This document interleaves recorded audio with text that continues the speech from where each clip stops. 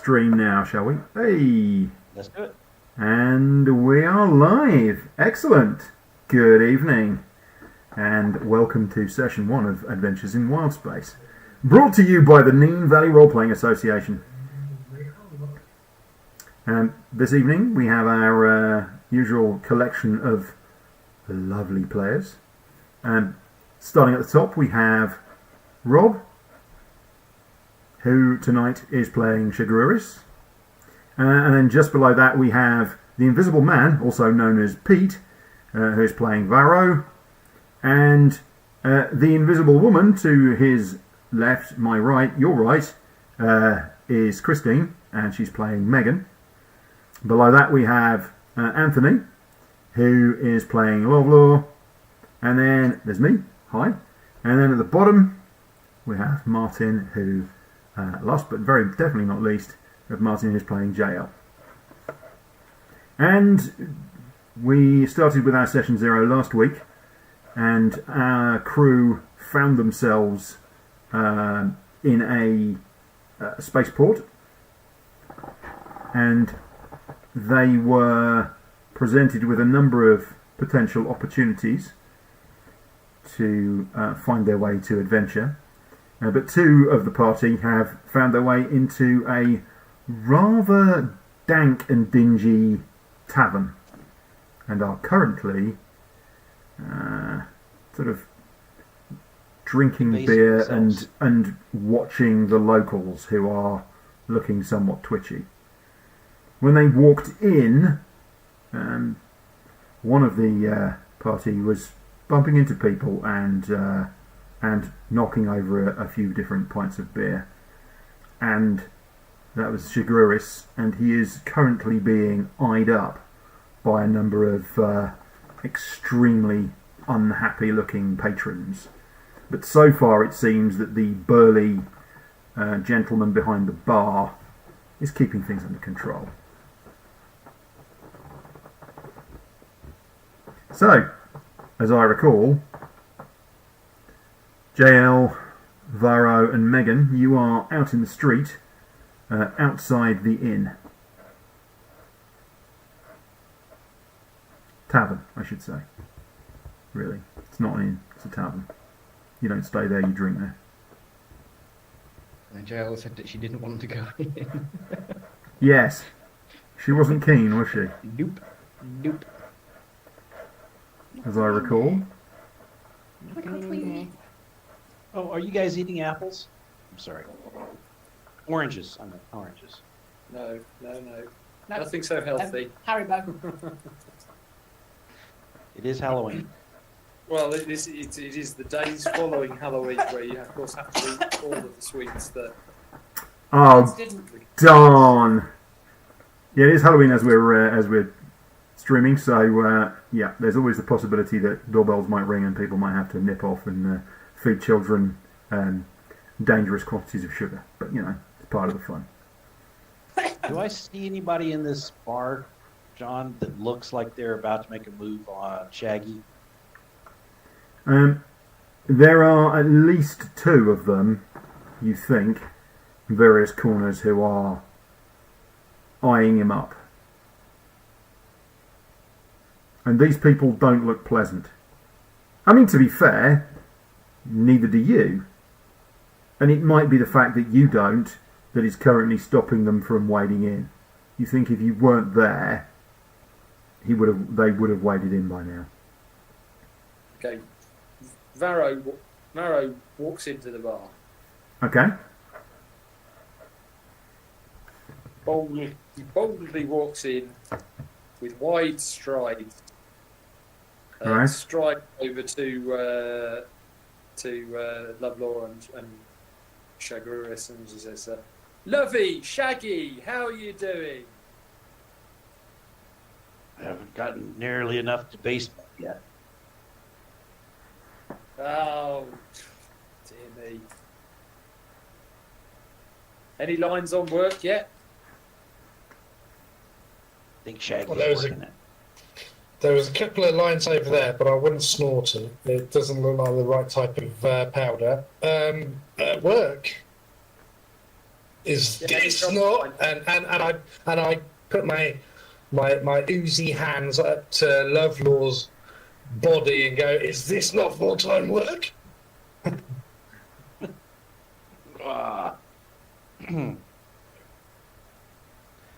then I topple a couple of copper over to the barkeep and ask for 2 more and watch as Lovelaw downs those as well. Absolutely. Anytime that Shaggy is buying, I'm drinking. So, But we do have a job to get to, don't we? We've got to make some money, or we're going to run out of beer money. Yeah. Well, we're not allowed to arm wrestle in here. The barman's already said that. Is when you're ready, then we can head off and pick something up. Oh, let's. Fine. Barrow turns to the bartender. Do you have any jobs that a small ship might be able to do for decent wages? do I look like a merchant? No, but you look like You look like a dick. got his finger on the pulse. So he steps back slightly and he reaches under the bar. And he then steps. So he reaches forward, reaches under the bar, and then he steps back. And he's got what you take to be a weapon. In fact, Loveloy, you have seen one of these before, but they're quite rare. It's got some kind of wooden, for want of a better word, stock. It looks a lot like a crossbow, but the forward part is all quite a complex set of metal. And instead of actually having a crosspiece on the end, it has nothing, and then it just has a large opening. And he just flicks a switch on the side, and there is this high-pitched whine as this thing powers up, and the 3 little lights go dink, dink, dink, and then there's a clunk noise. Careful. I pulled my crossbow. Be very, very careful. You're I think it's wasting probably your time charge. you left. You're wasting your charge, man. We don't have any beef Well- with you. Barrow puts his hands up and says, "No, don't worry, we're just leaving.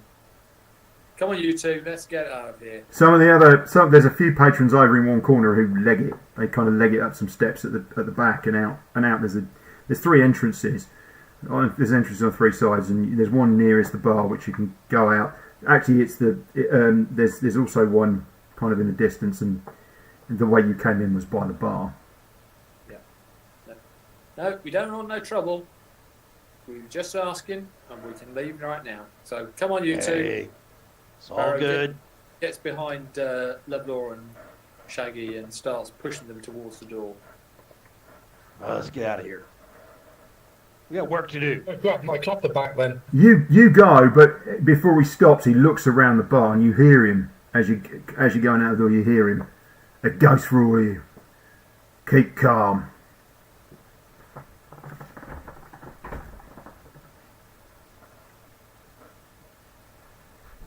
Okay, you're back out in the street. There are plenty of other establishments, but all of them are nicer than this one.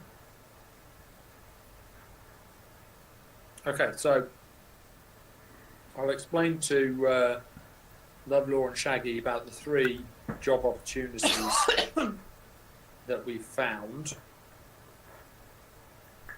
on the notice board. Mm-hmm.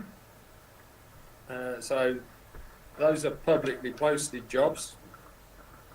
Now, I could go to one of these slightly better establishments here, poke around, see if I could find something, or do any of these take your interest? Hey, for the edification of those that are watching, what exactly were those 3?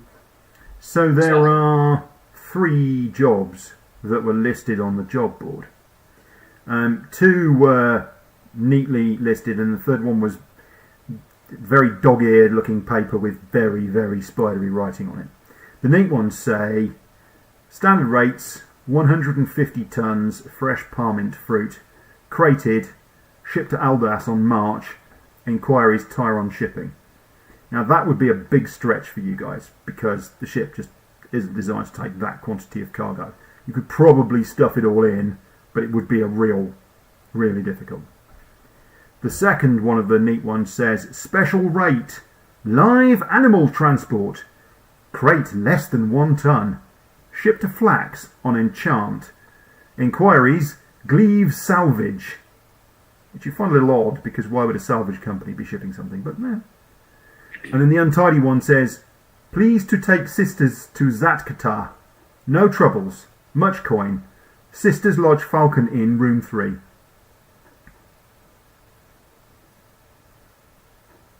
My vote's for the sisters.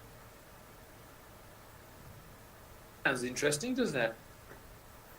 I was What going could to go go and wrong? see if the dock person had got any leads or contacts with trade in this area. Have a chat with him about it. Yeah, fair enough. I guess if you find something better while you guys are looking, great. If not, let's fall back on transporting those sisters. There was one other slightly interesting thing that happened when they were stood at the job board. There was a halfling came up who introduced himself as Solas, and he was carrying a scroll, and it seemed like he wanted to give the scroll to someone. I mean, the person who he actually spoke to was Varro, and Varro politely refused it. But he was like, "You can take this. It's a treasure map. Take it away." And Varro quickly worked out that it was likely that the scroll was cursed, and that's why he was standing with it. And he was standing in a very particular way. Didn't seem to be able to move his arm holding the scroll. Didn't seem to shift the scroll itself. It's not like he undid it and showed him anything like that. He just held on to it. And when Varro questioned him, he said that he had been carrying the scroll for 23 years.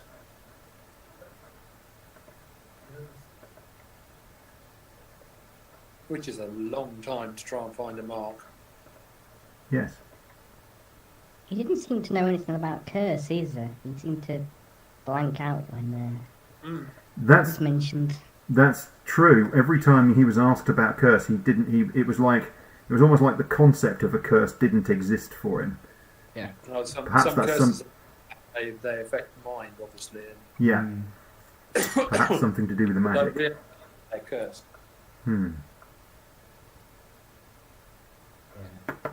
Okay, so shall I head off and see if I can find something? The thing is about it is we can't afford to pay the dock fees. We've got a day. Okay, look, let's just take those dang sisters and make it done. Well, it seems like a job that we can probably get done quickly. Oh, very good. Very good. I might be able to negotiate on the dock fees as well. We'd have to. Sorry, you have to speak up a bit. I didn't hear that. Martin, my apologies. Let me change the volume of it.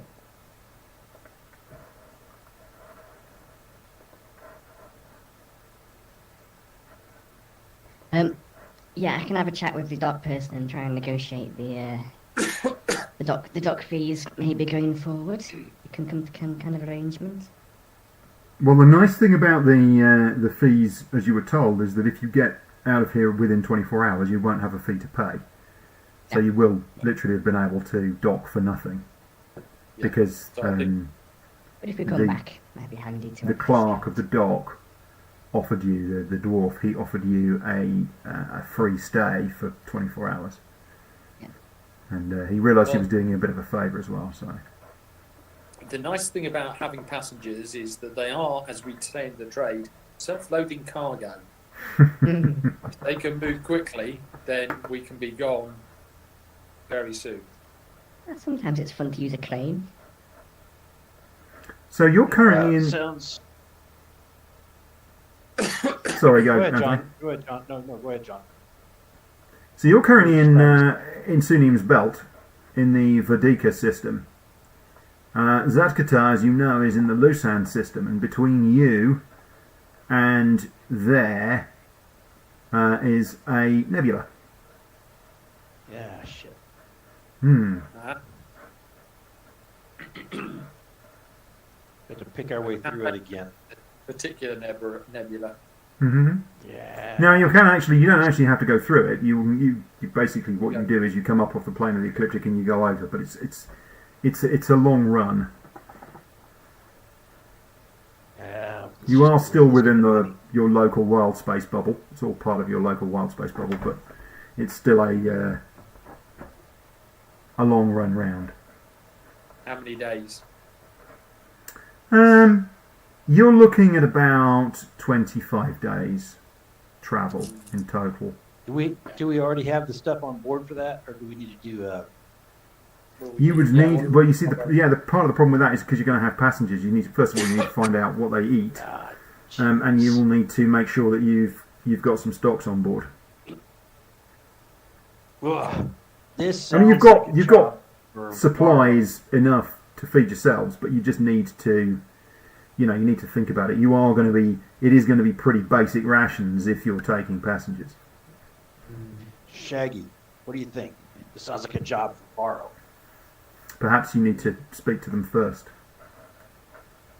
Yeah, I think that's a job for Borrow. Okay, let's go. If you've Let's got go.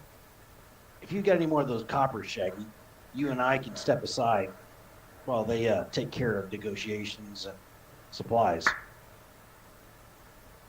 You know what I mean?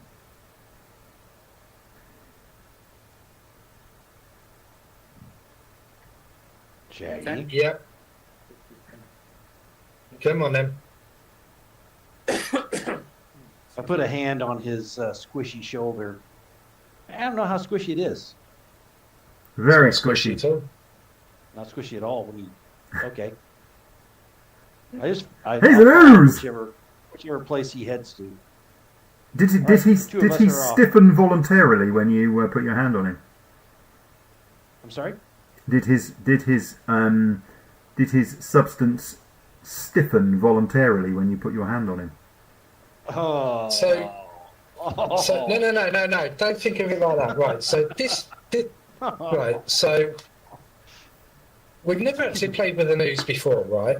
So this is the way that I'm thinking. Oh. Hang on, Anthony. Right. So no armor, no clothes. I am an oozy ooze. But if What I'm colour? wearing something, I have to stiffen the areas of the body that the armour / clothing is going to be in. Okay, so therefore, when he puts his hand on my shoulder, it's substantial Automatically. because I'm wearing armour. If he put his hand on my head, different matter because I'm not wearing a hat, it would be oozing. Yeah, I mean, the thing is, it would be really weird if he was going Yeah, exactly. into various parts of your body. You know, That would be you really kind of- weird and probably quite rude as well.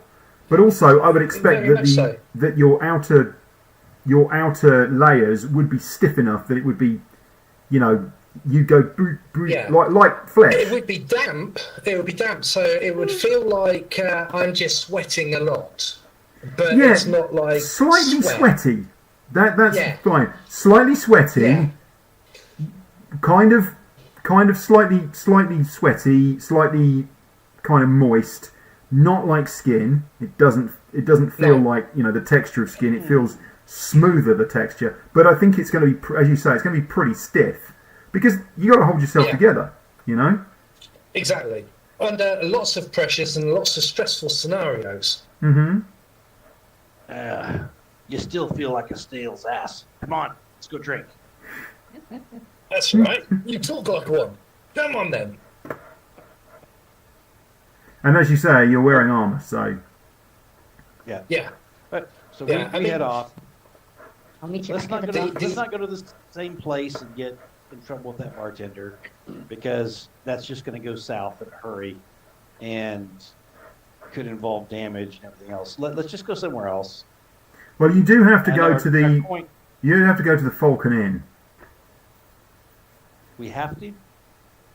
That's where the sisters are lodging. Well, you know what? Why not? So let's go and check out the sisters. Whilst Varro and everybody else is checking out food, rations, and mushrooms and stuff, let's go and see if we can. So check a Varro, couple of chickens. you head into the Falcon. It's a basic establishment. There's nothing, it's not very high quality. It's quite simple, but it is nice. It's certainly a lot nicer than the Dolphin that you were just in. So a lot nicer than that. So you go in and there is a reception desk to one side, and then you're through, and there is a bar lounge through some doors. So Varro, you steer off towards the reception. Lovler and Shagruris, are you going into the bar? Yeah. Okay. Yeah, checking out everyone, seeing if there's any drinks spilled on the tables. And This is a much nicer. This is a much nicer place. Again, it's not, it's not super high quality, but it's just well kept. It's nice. It's a solid establishment. There is a small bar across the back, and there is, in actual fact, it's open racked with a bunch of casks for ale. And you can see a bottle rack and everything, and it's quite interesting actually because the room itself is fairly cool. Okay, so I'm going to slide my quiver around so it looks like a telescope, right? And I'm going to stick it up to my head, and I'm going to go, "Love, I spy a bar." And when Love looks, the quiver's actually got nothing in it, and it's got a hole in the bottom. And yeah, so if you try to put some crossbow bolts or arrows in it, they're just going to fall out. But it's a brilliant telescope. Okay. And then he puts it back round down to his hip. You folks head off to the bar. Varro. I'm going to head over to the reception and say, Yeah, somebody comes out of the door behind and comes over and notices them sort of going off through to the bar. Would you like a room? I'm here to talk to the ladies in room 3. If you'd be so kind as to let them know or point me in the direction.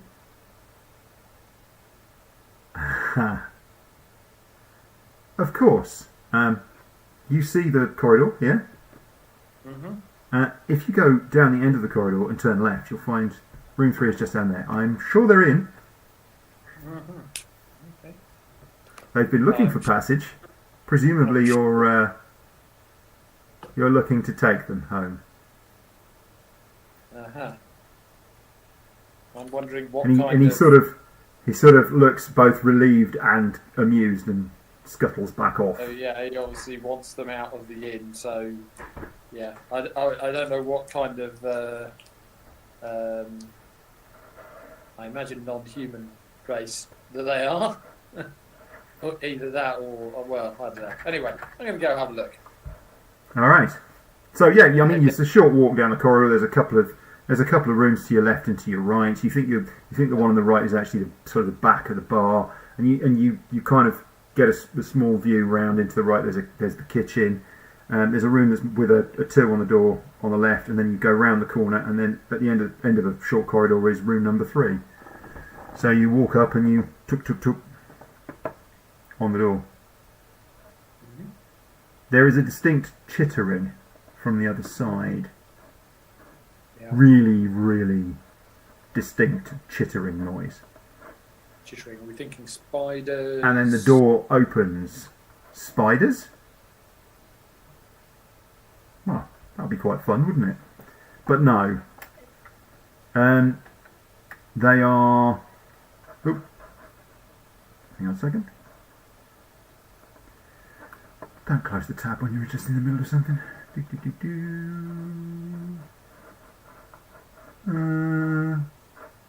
clicked on the wrong thing. I'm so sorry. Just give me a moment. I managed to close the tab and then get worse. So... Oh, come on. Thank you. So they look like... Oh, that's no good either, is it?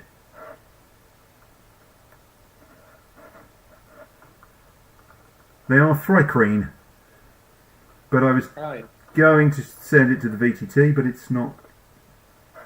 It's not doing the thing. So yes, they are Thrycreen. So they are basically giant insects, insectoid legs and arms, and there are 3 of them. The room itself is actually quite spacious, but they don't appear to have been particularly sleeping on the beds. They appear to have been kind of almost nesting on the floor, and there's various bits and pieces, bags and other things. And you're used to the fact that, I mean, you've seen Thrycreen around, they're not particularly strange to you. But what is strange about these particular Thrycreen is that they have clothing on. Over their antennae stick out, but over the top of their antennae, and there are holes, are these cloaks. So they're wearing these cloaks, and they're clasped at their neck, and their hands are kind of coming through, and the cloak's coming down over their backs. And also they're wearing some kind of loose, almost dress-like jerkin down the front as well. And it is a bit weird because you've never seen Thrycreen with clothes on before. This must be... Well, you're not really sure what this is. They've all got symbols on these cloaks as well. The cloaks are a dark blue, and there's a yellow symbol which you don't recognise on the chest. Okay, can I make a knowledge check to identify it? Yes. You can go with knowledge religion, in fact. You can go with religion. This gives a bit of a clue, but there you go. Who else is with you?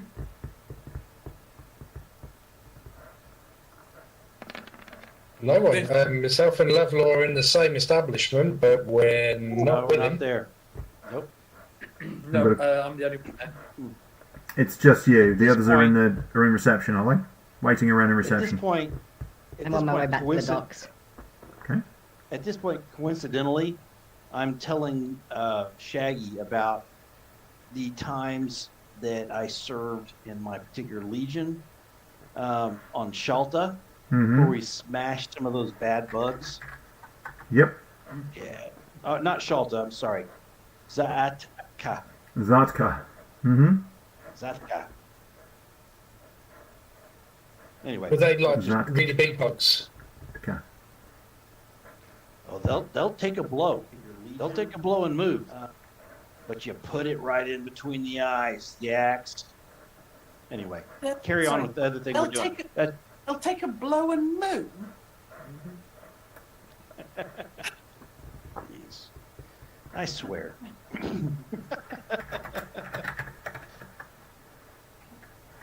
Okay, so You take these people anywhere.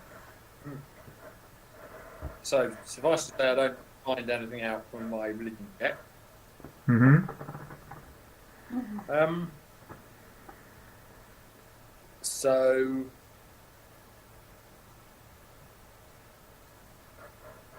I understand that you posted a note on the job board for Yeah, so it's Zatkata. so this is slightly weird because you have come across this before, but they are obviously talking amongst themselves. They're clacking, their mandibles are clacking together, and there's chittering noises coming out of them. You haven't got a clue, but in common, this kind of the one in front of you telepathically connects to you and says, "Ah, you take sisters home. Yes? Passage on a ship." Yes, we have a ship. I would like to discuss the terms. Yes. Yes, we have gold. We happy. You're not used to the idea. I mean, mostly when Thrycreen communicate, their common is, fairly regular. But they do have this particular patter. They do have this particular style to their language that is quite different. So you suspect that they are probably from the nomadic tribes on Zatkata who don't use common very much. Okay. Now, from my general knowledge of transport rates, what sort of per diem would we expect to charge for a charter? So this would be or the expectation would be that it's about 25 days. Okay. And you, I mean, it all is really up to you. But normally you would, for a length of time like that, you'd charge a gold a day per passenger. Because it's a long way, right? We think it's about 25 days. Mm-hmm. We pay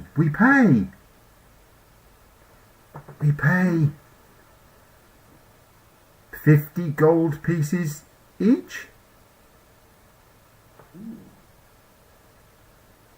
We have gold. That sounds reasonable. And we'll have to get some supplies in up front. It's a long journey. Yes, about yes, 20 supplies. Sorry? Yes, supplies. Food. Yes. Do you have your own supplies of food, or shall we get some in for you? Oh, you get to ship? We have the ship, Good. but obviously your dietary requirements may be different. We like meat and vegetables. Okay. No And No when can you bread. live? No bread. Okay. Understood. When can you be ready to leave? We go now? If you give us a couple of hours to get ready, yes, we can leave soon. Ah, we see you at ship. What name of ship? It's the Heart of Gold. It is the Heart of Gold, is it? Right, okay. I love it. No one else has said anything, so I'm just I love it. Ah, Heart of Gold. We find you at ship. 2 hours. 2 hours.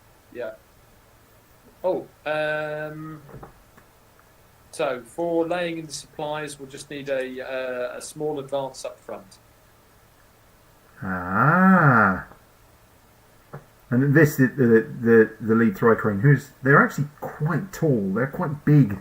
Even for Thrycrane, these three are quite large. I mean, total body length must be something like a touch over 8 feet. And this one sort of it's been kind of crouched at something of an angle, and it leans forward towards you, its mandibles clacking and its antennae sort of gently, and it looks at you with these multifaceted bug-like eyes, and it just sort of looks and stares at you. Yes. Advance? How much? Let's see, for supplies, 25 days per person.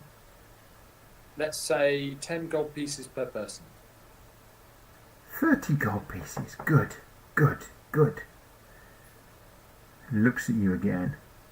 And it is like it's examining you, like it's checking out your trustworthiness. Mm-hmm. You're not bluffing, are you? No, it's very. It's fine then. Not No lying bluff. at all. We need to get in supplies. It's Yep, an you're advance. honest. So one of the other ones scuttles forward with a little pouch, and you hold your hand out, and they literally count it out like 30 gold pieces, like this. And then it's like, oh crap, that's quite a lot of gold pieces. You're putting it in your pouch. 2 hours then. Perfect. I will see you there. We pack now. 2 hours at the port. Heart of Gold. Captain, your name. You have not told us your name. No. I am Varro Dawnkind. Ah, Yourself. Varro. Good. Be well, Varro. Right. Varro will bow and say, "See you anon." They're already, as you're turning and walking out the door, one of them is already like packing stuff up into these trunks that they've got. This big kind of leather. Yeah, I mean it's almost like a leather chest. It's a big trunk. Right. Well, I'm going to head off to the local ship's chandler. Yeah, I mean, I'll you can stop buy by. supplies very easily at the dock. It's not. It's Yeah. really not a problem. Okay. Well, I'll head to the bar first, and I'll pick up these two old reprobates. Yeah, All right, you two, come on. We're which is moving good out. because they've literally just run out of money. Oh, absolutely. Right, come on. Chop chop. We follow. We're shipping out in 2 hours. Brilliant. Let's do it. Right. Let's go back to the ship. Get it in ready. We've got 3 passengers, and we need to get in supplies. So if we just pick up the details of the ship, then.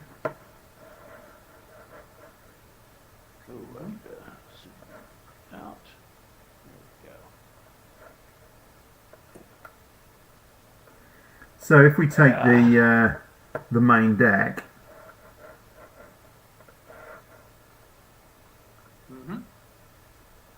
of your Wasp ship.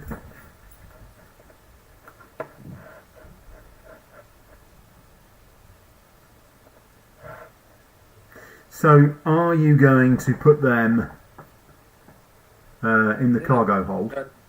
I would have said they could probably end up in the captain's quarters. What do we think? It's going to be a bit of a Actually- pinch for the 3 of them. 3 of them in there. Okay, well, cargo hold it is then. Yeah. They are quite large. As I say, they're larger than the normal. So, you get back to the docks, you pick up your supplies and you load them aboard the ship. You're trying to work out what to do, and then just before the appointed time, what happens is that they actually you can see them coming down the dock towards you. Okay.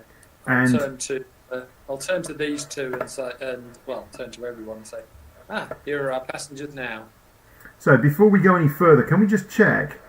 Can I just check? In fact, that I believe that JL was going to be conducting some business at the port. Were you just heading straight back to the ship, JL? She was going to head to the ship, get changed into her merchant outfit, and head down to the dock master person and Okay. ask him some questions. All right. So the dwarf is still wandering about on the dock. He is one of the clerks who mans the dock and makes sure that shipping goes in and out and proper dock fees are paid and so forth. And you kind of catch up with him. Oh, hello again. Well, Are things going well? Did you find a job? we looked at the board, and I think some of my group are looking at what options are available. I don't think I got your name earlier. Who are you?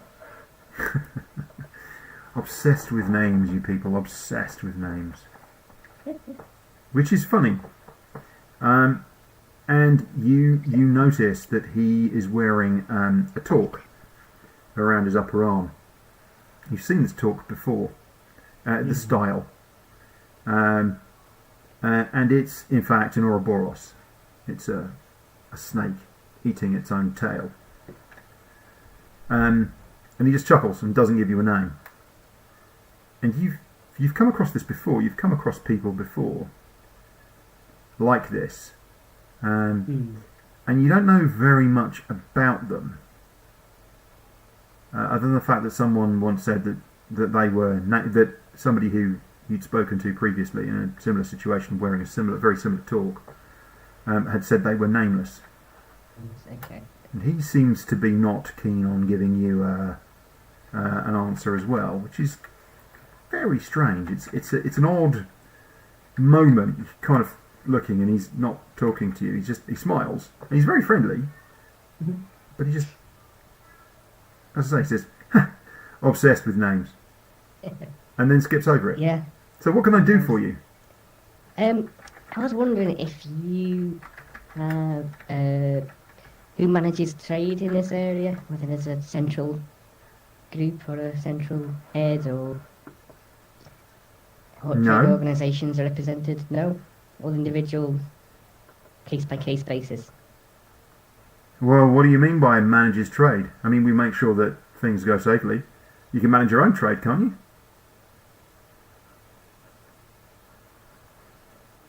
Yes, I was wondering if you'd got any of the major trade organisations here represented. Yeah, they know better than that. They don't try and set up bases. I mean, they have contacts here. They've even had bases here, but they don't try and swan in and push themselves around. This is a free port.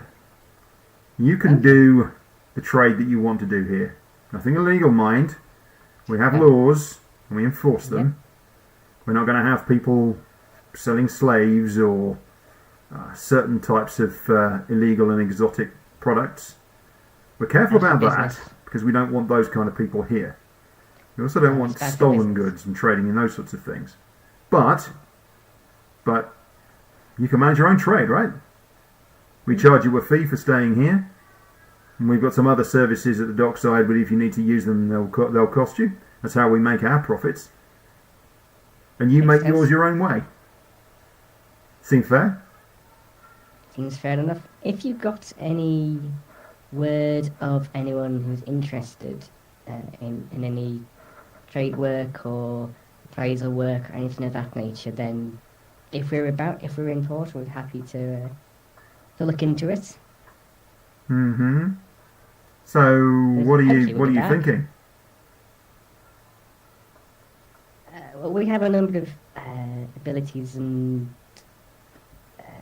skills on board ship that we could. I myself am an expert in fine antiquities and details and objects. I can appraise various items and give their value on bits and pieces. I'm sure that your services could be used by any number of the merchants here. Ask Anyone around. you I'm recommend? sure you'll find something. Anybody you recommend, or have a look around? Look, you have me wrong, madam. You have me quite wrong. I'm here to run the dock, or to at least run my part of the dock. That's what I do. What I also do, and what I'm very careful about, is staying out of other people's business. I don't get involved. I don't matchmake. I don't give recommendations. I pointed you at the sign earlier, at the signboard. But other than that, no. I don't get involved. I'm not looking for anybody to grease my palms. I'm not looking to get into anything on the side. I'm happy with my lot. This is a good life. It's A a safe wise place to outlook on live. life. I Especially respect for one your- such as me. You understand? I do, yes. Good. And hopefully we'll be back at some point after, and It would be a delight to see you. indeed. Well, take care, and I'll see you soon. Stay safe out there, adventurer. Thank you. Oh, it's dangerous out there. It most certainly is. Actually, one was back. She wanders back to the ship. She does write up a couple of paper notes as well for the board. Mm-hmm. and then she'll go and put something on the board, say about appraisals and trade negotiation skills and that sort of thing. Okay. Obviously, If we are back, you somebody may. at this point you notice that the rather grubby ticket is still there, so you tweak it off the board and stuff it in a pocket to make sure that nobody else chases the job. Good stuff. All right. So, Lovelore, you are back aboard the ship, and you've been lifting up the crates and carrying them in and stacking the crates of food in the cargo hold to one side, so that everything's organised. And you've been helping out as you are kind of instructed. And you wander back, and you're just kind of standing. Actually, you're standing on the top deck. You're waiting for these passengers to arrive, and you see them coming down the dock towards you. And you are immediately taken back. These are not the same as a lot of the Thri-kreen that you tend to encounter across the inhabited worlds. They are instead altogether larger, tougher, and a lot more difficult to deal with. As a rule, these are the nomadic representatives of the nomadic Thri-kreen who live on Zatkata and live deep in the desert, and without, in most cases, go without water and certain other things, as certainly can do for, in some cases, days at a time. You've seen them do it.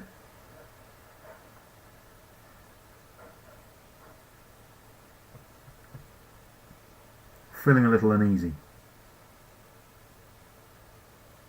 They come down the dock, and they stand at the bottom of the access stairs, underneath your wasp, the heart of gold.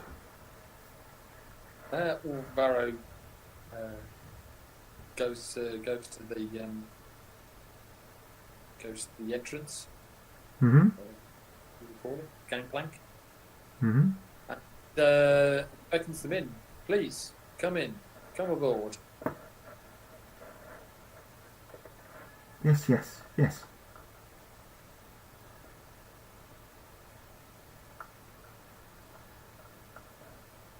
So Varro will show them round. Mm-hmm. He'll show them. So presumably they come onto the cargo deck. Come into the cargo hold. Yeah, you come in Already, the. yeah? You basically come up effectively sort of come up the tail, and then come up into the back on the cargo deck, which is the main access. Okay. Yeah. Yeah. Right. Well, I am just above that on the weapons deck.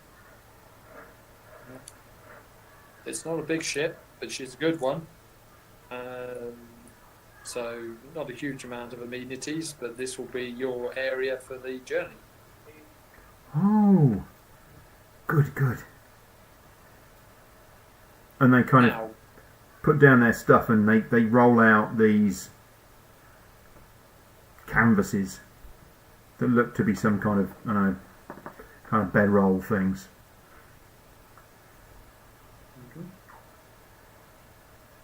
now, where exactly on Zatkata do you want us to take you?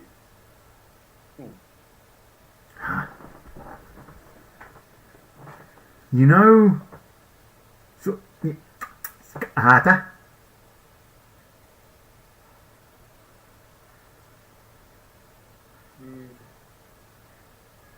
Do you have I'm not sure of the exact details, no. Ah. And there's this clacking, and they're sort of looking at one another. south. South Pole. Big settlement east.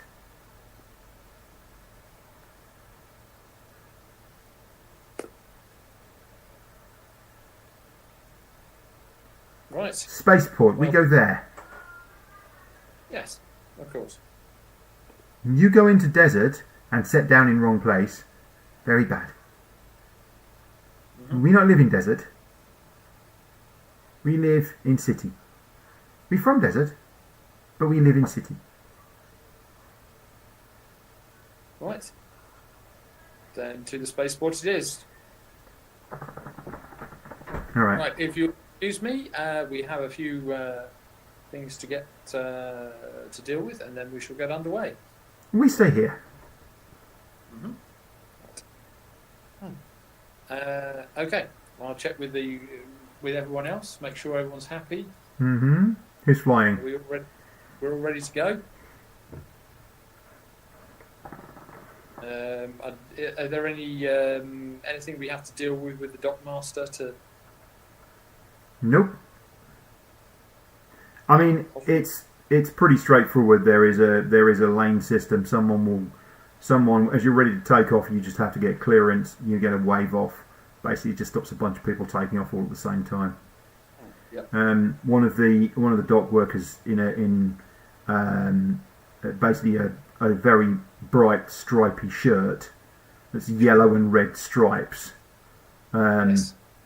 and wearing this kind of large red pointed hat comes down and basically stands, and they don't quite lollipop you off, but they do basically put a hand down, and then as a hand comes down, then you can take off. And I mean, this thing is highly manoeuvrable. You just lift, and then you just sort of drift away slowly, and then you turn and off you go. It's you got to remember this ship is actually quite slow in conditions like this. In atmospheres, it's not very quick. It's when you get out beyond the gravity well, and beyond the air bubble. That's the point at which, when you get into wild space, the thing starts picking up speed.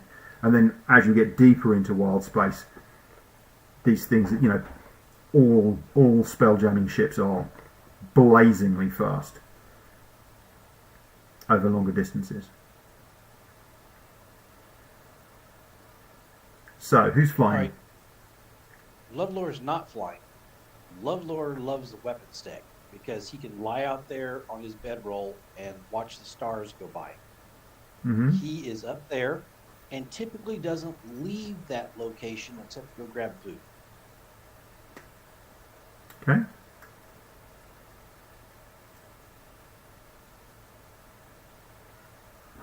Who's flying? John asked. Everyone else? All of us can fly. All of us can fly. You've said that you're definitely not Anthony, so Nope. I have self-ID'd as not the flyer. Oh yeah, I mean we'll take turns. Yeah. Okay, that's very good. The rest of you, the other four of you, all take turns flying. All right. So who's flying from the start, from the get-go? Who's going first? I'll go first. All right. So north or south up out the plane of the ecliptic. Then, if you think about it, you've got the flat, effectively the flat plane of the system that you're in, and you've got this annoying nebula that's in the way, and then the other system is pretty much, actually there's a slight cant, but they're both roughly in the same orientation, and you've got to fly over. So do I know, can I make a knowledge check on, pirates, monsters, which way might be safer? Certainly, yeah. Absolutely. On religion.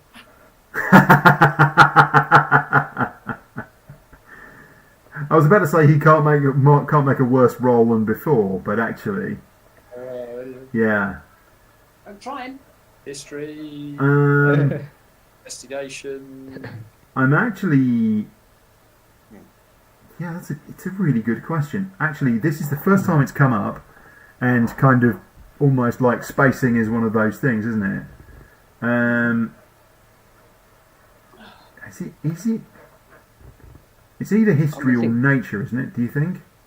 Or maybe survival, maybe? Or possibly survival? Okay. Your ability Yeah, to survival. resist Let's go with survival. survival. Yep. Follow tracks, hunt wild game, guide your group through frozen wastelands. If you think about it, it's surviving in space, right? All right. Someone else might be better at this one than me. I'll ask round. What I'll do is I'll ask around the crew so everyone can make a Okay. roll. Everyone makes a survival roll. Right. Everyone? Everyone Yep. makes a survival roll because Varro goes around and has a chat with Oh, everyone no. before he takes off.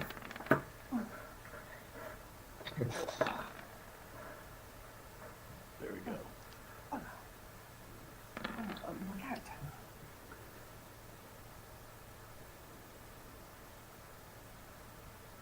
Why has my characters lasted that long with a 4?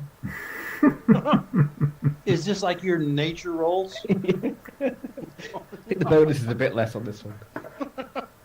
They were so bad. They were so bad as nature was. It's a plant. It really isn't. It's got teeth and it's coming towards us. Yeah. It's still No, it's fine. It's just a flower. Okay, so we've got a couple of 19s there. Yeah. Yeah, I mean, I think that between you sort of pool your knowledge, and as long as you get well up and away, you don't think there's any particular better route. You're going to effectively describe a big arc because the space between the two systems, the kind of the direct route is very dangerous, and you're not going to go through there. The thing is, that's 10 days, that's 25 days. So, Yes. or if it was direct. Yeah. So yeah. 25 days. Are we going up and over or down and under? That's really the check. Yeah. And you don't actually think that there's any difference going either way. Okay. Down and under it is then. Down and under. I'll break out the didgeridoo. There's no such thing as upside down because you're on a gravity plane. That the ship's gravity plane. The weird thing is that whoever's spell jamming is actually upside down Yep. because of the way that the ship layout works and where the foredeck is. Oh, that's So- not gonna go. Sorry, Christine. We've just got a lot of fireworks here. Okay. It's like machine guns going off. It's like too many. I have a Crazy. full house again. So if anybody can hear any noise in the background, I do apologise because Have a there's numerous hydrax- small children Oh, running around my house, hopped up on sugar at the moment. So I there we was are. going to say, yeah, you just wait for the sugar crash later. So off you go at speed out into the darkness. After a few hours, you clear the distances, and you're now deep into the empty part of Wildspace, and the Wasp starts to pick up speed, flying along blazingly quick.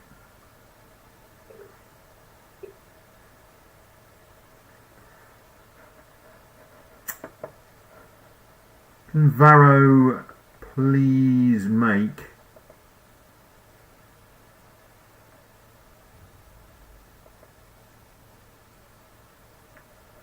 a perception check? Perception check. Yes.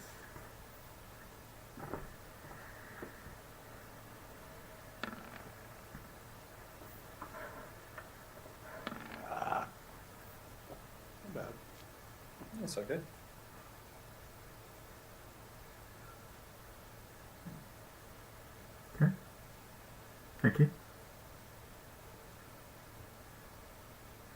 You fly for the next 10 hours, sitting in the chair, connected to the helm. And then finally you are tired, so it's time to let someone else have a go. Who's next? I can go next. Very good. JL, you slot yourself into the chair.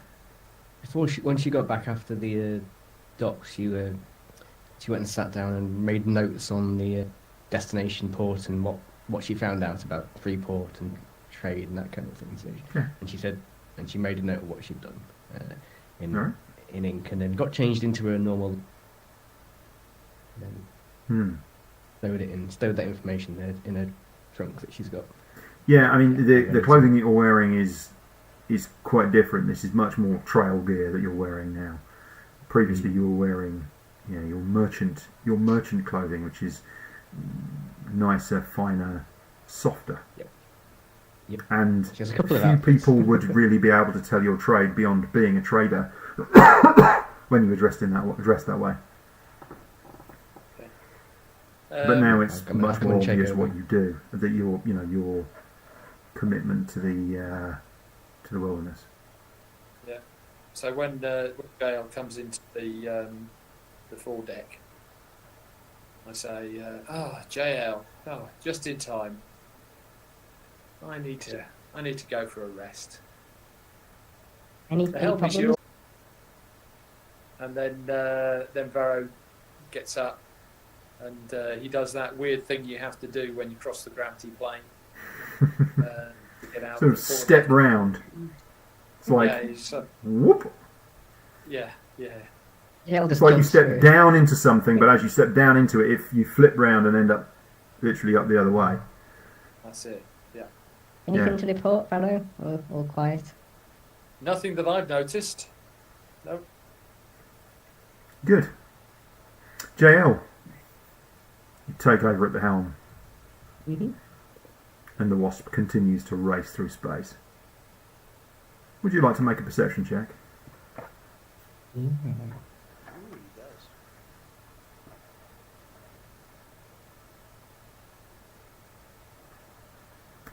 He's one crazy chick, that JL.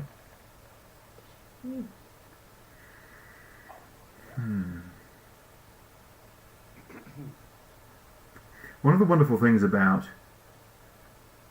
spelljamming vessels is that they, when you are getting closer to something, they will automatically slow down, so you get the immediate perception that something is there. So you know nothing can be close. You just can't shake the feeling that there's something out there at a distance, at a far distance. It niggles at you. You can't put your finger on why, but it just niggles at you for 12 solid hours as you steer the Wasp through Wildspace. And finally your shift ends and it's time for someone to take over. Who's taking over? I'll go next. Okay. Megan, you come down into the foredeck. Right. Anything to report at all that you've seen, Joe? Is it all calm out there? Nothing I can see, but I get a tingly feeling. Something. I can't shake something. Nothing. I can't see anything, but some slightly uneasy. Keep maybe far away. Not sure. Couldn't spot anything. But just be on guard. I should keep an eye out. Thank you. Thank you. Yeah. And she jumps back through the hole. So,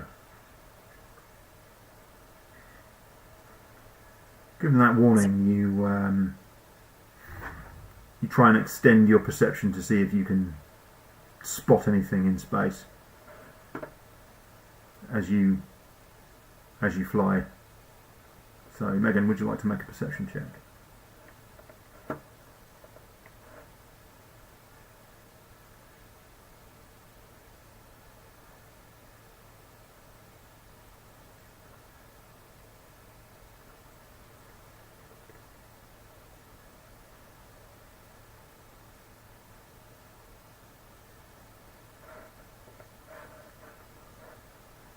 That rolled silently. Did you, I didn't get a dice either. Hello? I saw a dice. Did There's you? nothing on the I screen didn't know this about end. dice, but it obviously appeared in chat. So I saw it come up in the chat, but it didn't make a noise, which is a bit weird. So there we go. well, Have I got? Is it some setting you have to turn on or off? Yeah, 3D dice. Yeah. I don't know. Is it a setting you have to turn on or off? let's have a look. Settings.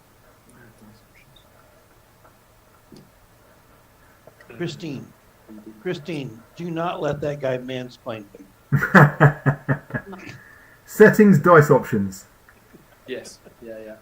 Do you want to, okay, obviously that is the roll, but do you want to just roll again? Just to No, see? yeah, okay, yeah, just to prove it. No, that rolls locked in, so that's fine. There you go. There it is. Well, that's a much better roll. Should we keep that one? No, ain't that roll. And that one didn't come up in chat? Oh no, it did. Okay, there it is. Yeah, it came up in chat, but the key thing was the noise, because I was looking at a different tab and waiting for the noise to come up, and the noise didn't happen, so I missed it. So, yeah, I mean, Constantly. you don't notice anything throughout your watch for 12 hours, and then finally at the end of your 12 hours, Shiguris. It's quite interesting the way that he comes in. He almost like he kind of changes shape as he comes through the hatch with the change in the gravity plane. So it kind of folds over and comes through. It's ever so bizarre. If it wasn't for the fact that he was wearing armour, you'd think he'd just drop through as a blob.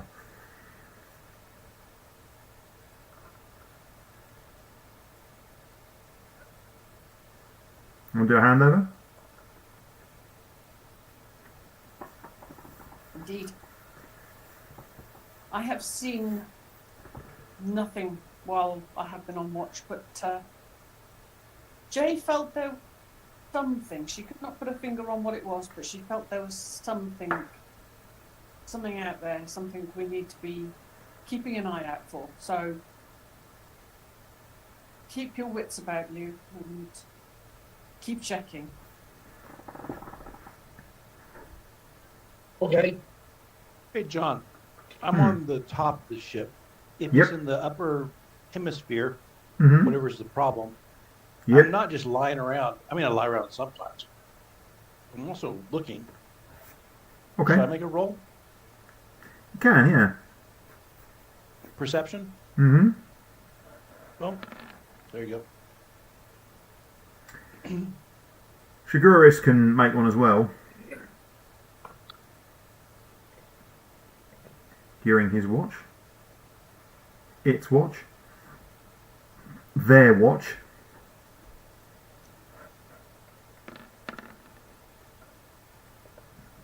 Oh, you were so close to Oh. 19. Or they're not watch. Yeah. I'm Flying. just concentrating on Flying. sitting in the chair. Yep. Flying. You're concentrating on flying. Yeah. Yep. As So- Megan leaves, she turns to Shigaris and she says to him, "When you look into the darkness, great care you should take, for the darkness looks back." And then she does a little somersault through the door and leaves. Oh, she's freaking. He sticks up a finger, and as she's leaving, he says, "If one looks into the darkness, one should always be prepared and carry a torch."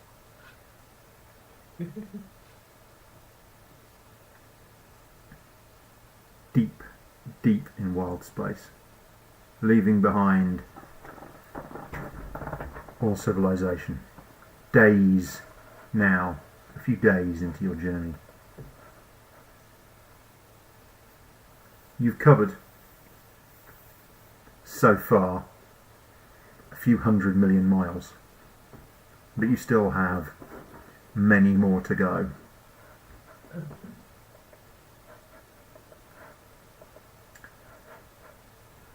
On a character note, one thing you'll notice when Jail's asleep, you notice that there are little butterflies that float around her.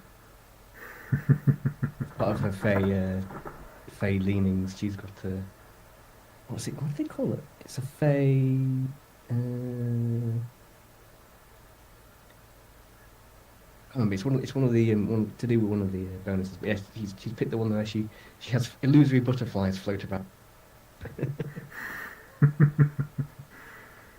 So, Lovelore, you have spent the last couple of days outside,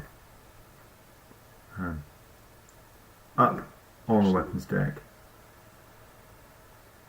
You've checked over the weapon a few times, done a series of exercises. You've slept somewhat. You've had moments of just screaming into the void. Yes. And it's day 2, towards the end of the day, and as you are heading out, the sheer positioning of the orbital mechanics around you, you're actually leaving the star of Vedika. You're leaving the star of Vedika behind you. It's just becoming yet another kind of pinprick in Wildspace around you, and you've felt the movement of the ship beneath you when it is kind of steered around some things, and you've seen all little pieces in space as you've zipped past them at high speed. But what you hadn't realised is that this was a fairly common trading route. And over a couple of days, you're seeing, that ship that's coming along behind you. It's a strange colour. It's kind of dark and difficult to see, but it's definitely there. You've seen it a couple of times. I mean, you're used to being on ships. You're used to looking out into space and seeing ship movements. And you've seen it. You've seen it again, and you've seen it again. It's a respectable distance away. If it wasn't, that would cause you problems, because both of you would slow. So it's probably a good. Actually, it's further than you think, because normally if you were flying in convoy, you would fly at kind of anywhere between 2 and 5 mile intervals. 10 miles would be reasonable, but it must be something like 40 or 50 miles. It's actually quite a distance away. But when it occludes the odd star, you see the tiny dot of it just sort of cover it. It probably is the same, similar size to yourself. Not maybe a little bit bigger, maybe a little bit smaller. You're not sure, but certainly not not anything big, not a big vessel. But it's definitely there, and you've been watching it. And after a couple of days of this, hang on, might be worth trying. We'll just vary our course slightly to the side, a couple of degrees, just to see. He's on his own. He's been on his own. He's come down. He comes down, gets food, and then he goes back up. He literally comes down, grabs something to eat, and you basically have food out all the time. You don't cook. You're just eating sort of, fresh stuff. However, a little bit of preparation going on. Something like this, I'll tell the guys. But it's a couple of days, and he comes down, and it just happens that a bunch of you are stood around in the galley, and he comes, and Lovelore comes in. You feel creeped out every time you walk past the Thry-Kreen. They're very polite to you. They always say hello, but you feel creeped out every time you see them. They give you nightmares. When I see them, John. Yeah. When I see them, all I can see is the flat of my axe whacking one of those things, and the yellow blood squirting everywhere. Yes. And so I try not to see that. and I smile toothily and falsely and carry on whatever I'm doing. They seem fine.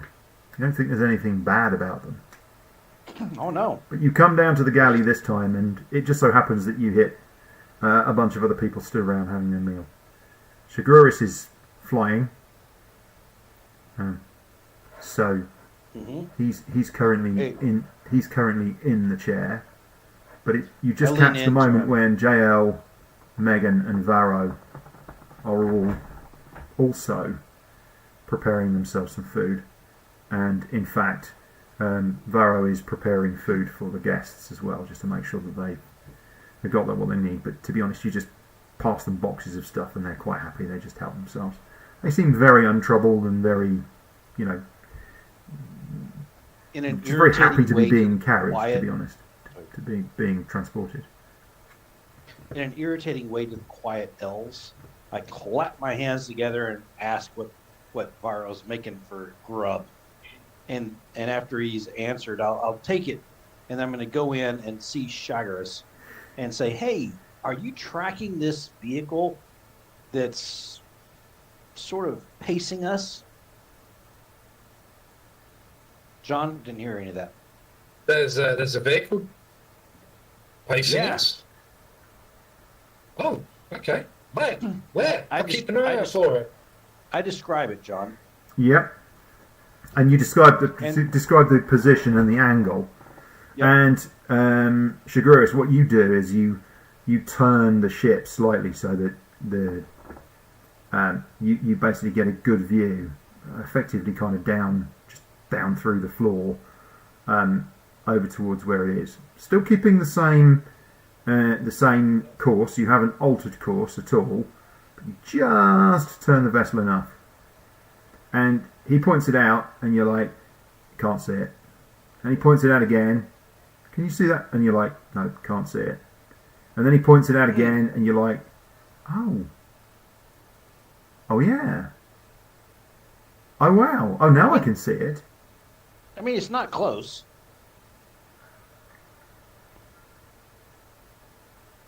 But we're on the same trajectory, so just for your knowledge. Hmm. How long's it been there for? I'd tell him if it's been several days, couple days, whatever. You think pretty much since you took off. Okay. So, I reckons is, right, it's either the innkeep that you called a dick, He was a dick. or he's detached his dick to follow you to take revenge. Or, doable, right? Or, they're not actually after us, they're after the food that Varro purchased. He got the last of the fresh vegetables. How about we tell the others and maybe try a little slowing down just to see what happens. 1 minute, slow it down. I think rather than slowing down, how about we just I haven't change told our- you. I haven't told you yet. No, I mean we do. We tell the Yeah, rest of the. I mean, what you do is you Yeah. call you call everyone else onto Yeah. onto the foredeck, so everybody comes down and stands around in the foredeck, so you're all together as a group, and everybody else goes through the same process of go, oh, okay. In actual fact, the first person who in is JL, and you walk in and tell her, and she goes, oh, I can see it there, so she's immediately keyed into it. And it doesn't take the other two very long to find it either, to spot it. They very quickly notice, and they're both like, yeah.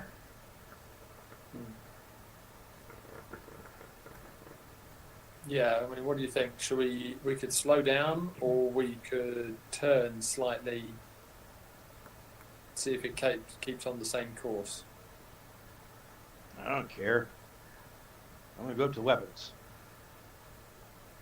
Either will work fine if we slow down, it delay our journey slightly. If we turn slightly and stay on that trajectory for a little bit too long, it's going to delay our journey slightly. By the way, we're in for a delay. How about we turn slightly and slow down? I'd rather not let them get closer if they are. Have they actually, Well, if they're So- if they're following us and they're not attacking, if they're intending to attack, if they're following us and not attacking, chances are they're basically scouting for an ambush up ahead. And they're in communication with another ship maybe up ahead, and they're just keeping track on us. So slowing down might be the thing to do. but Varro, on the last pirate ship on the last ship that I was crew of, we did the harrowing, and many a ship we gave chase to. We never matched their speed. We always tried to push them because we had a trap. We want them to do this. I've not seen them for 2 days, so this is the first I've known about it. You could be right. Could be new ways of dealing with stuff. But yeah, I mean, if they speed up to try and chase us down, then they're gonna try something. If they're leading us into a trap, I don't know. I don't think they're doing a very good job of it.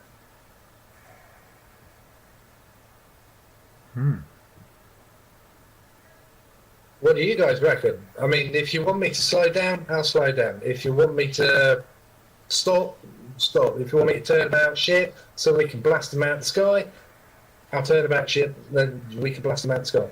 I mean, I think let's turn. That means by default we're not going as fast in the same direction anyway. So let's try that. Yeah. So turn, say 15 degrees. Mm-hmm. Port or starboard, Okay. one or the other. If I'm still at the helm, I'll turn 15 degrees. Right. Let's keep an eye on what they do. Okay. I'm up on the ballista.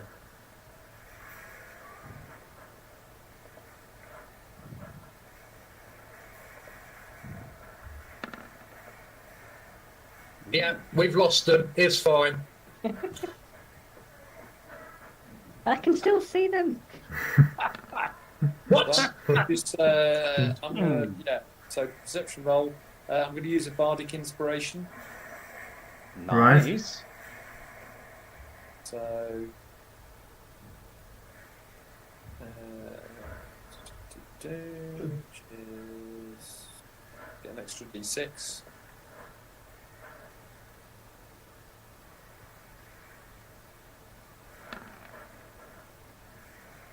An extra d6. 23.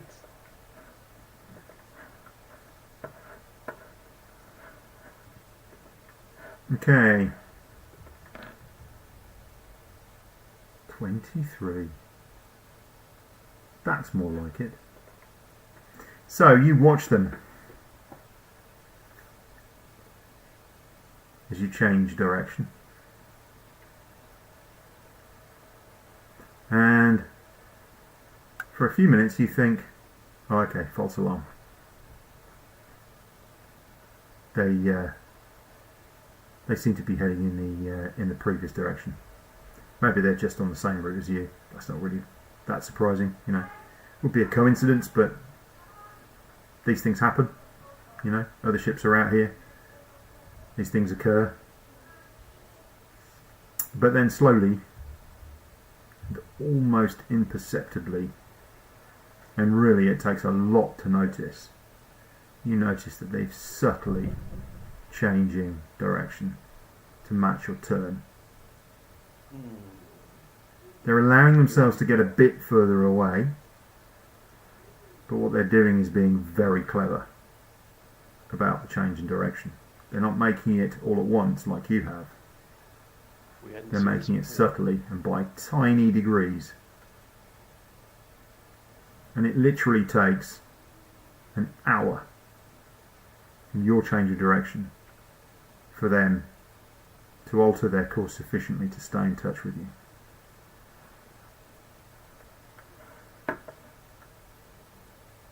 Okay, they're definitely following us. Great. Certainly seems that way. Okay, so Good. they could be. So the question is, are they following us just so they know where we're going?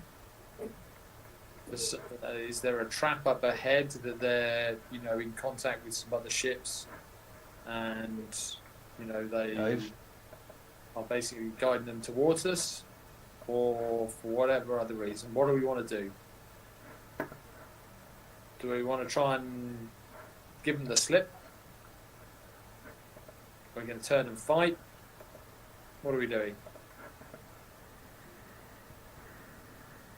Sadly, I'm One thing upstairs. we don't do is carry on as we have been. Dip into the nebula, lose them in there maybe. Ooh-wee. I wish I was down there to say no. Yeah, exactly. The problem is Yes. that could be where the attack is coming from. The nebula's just there, just above us. Now, if they're in contact with ships in the nebula, they could be getting ready to ambush us. So no, it isn't yet. Actually, you are still coming out to the Are we still towards the to the edge of the Vedika system. Okay. So you've got about another day before you kind of transit the edge of the Vedika system. What is effectively the edge of the heliopause, if you want, for the Vedika system, and head into the, basically up above you would be the nebula. Right. But So because the you Vedika- are flying in this curve, in this effectively, a Yeah. kind of consistent curve, you are. It takes a while to transit out of Vedika. I mean, you could turn theoretically. You could turn and head back because you're coming out to the same position as Oot, and Oot is this side of the system at the moment. Tane is on the other side of the system, so Oot is currently frozen.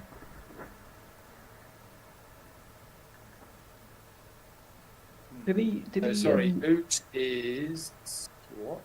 So if you go back and have a look at the system, so this is the Vedika system, yeah. So you were in Sunium's belt, Sorry, right? what? All I can see is I can't see a system. I can just see a floor plan of the ship. Okay, so if you go back to the notes,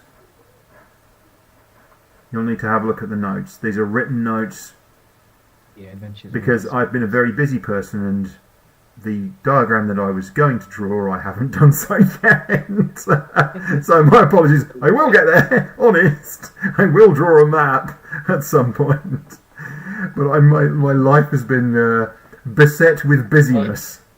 So I do apologise, and we don't have the maps, which would be a much nicer thing. Okay. But we're not there yet.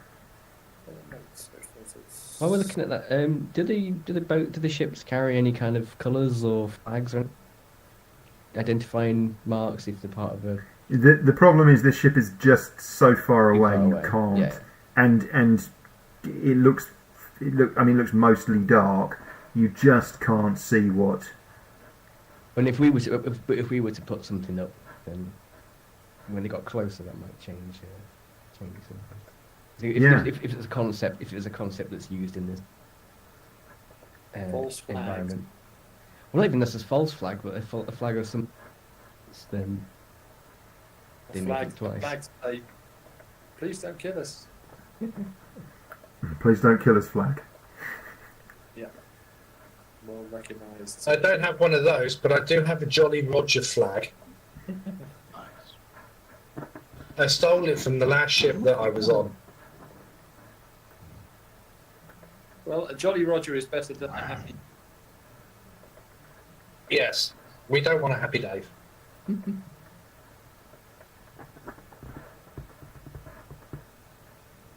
A bird in the hand is better than a bush up the jacksie. But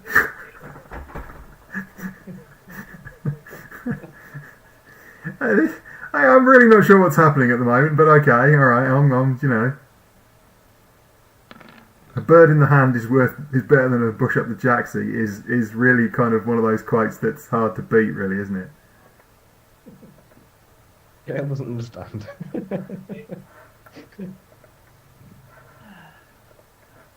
So what are we doing? Oh, yeah. What were we doing? So while you ponder on this, I think what we're going to do just briefly is we're going to have a quick break, and then we'll be back for the last hour in about 5 minutes' time. Okay. Okay. Sound good? Yep. All right. Well, I'll be back in a few minutes, folks.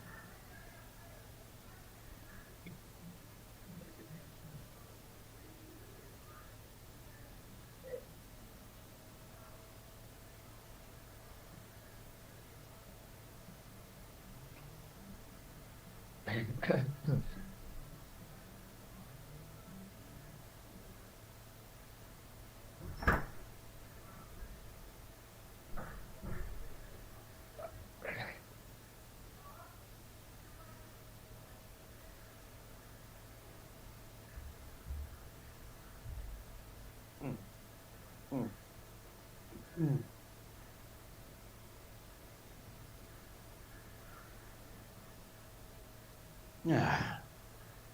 You probably should get into freaking dealing with these people.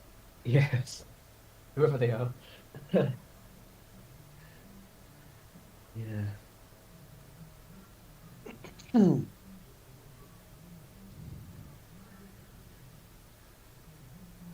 So once we get into it, I'm very interested in the role play piece for Jael, who she is, Oh yeah. all of that. And that's something She has a we background this don't time. we don't do the sit around the campfire thing Mm. enough, where you just spend an hour going, "Hey, who are you and what are you?" Yeah. I think it'd be good to get into more of that, especially if we're doing 25 days on the Oh, heck yeah! journey and It could that. be some And, serious time to sit down around the galley. yeah. Hey, what makes you tick? And JL likes to talk. She's going to be different for me this time. Oh, really? That's interesting. And this time she's got a back. I've written all a backstory. I know more where she comes from. She's not quite as much as she appeared out of nowhere, and we don't know anything about her. So there's a bit more this time. But like I say, this is be interesting to get into that, like you say, and find out more about where each of us is from, and why we're out here and all that. Interesting characters, I think, so far on this boat.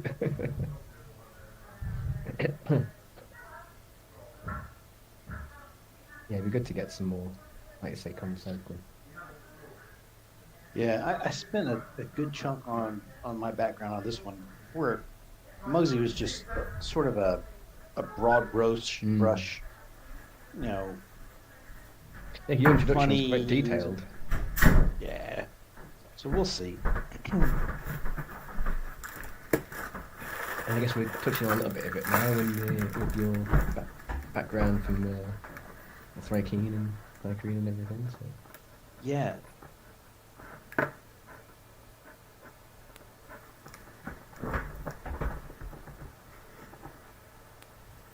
Questions from John. Yeah. So I need to do that because he had a couple of changes to make, a couple of things here and there. Because I had, of course, immediately screwed everything up for. Yeah. I mean, It was just you'd chosen a planet, and it was like not that planet, not that planet. No. I know. Any other planet apart from that planet? This is a mysterious place and nobody knows where anybody lives there. So I lived there. No, you didn't. No. But apart from that, it's fine because we found another option, didn't we? So that was cool. Absolutely. It's always nice to kind of come up with ideas in those circumstances as well, you know. So there might be some rattling and some chewing noises as I eat the kids' Halloween candy. Not the ones they collected, the ones that we had in a big. The last hour. The ones we had in a big bucket that were for the kids that came round. There was a very full bowl when I came up here and we started streaming because we hadn't had any visitors since 7:30. The bowl was very full. I've just been downstairs. Most of it's gone.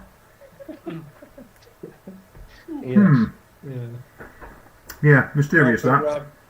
We've got the pumpkin bread here, so.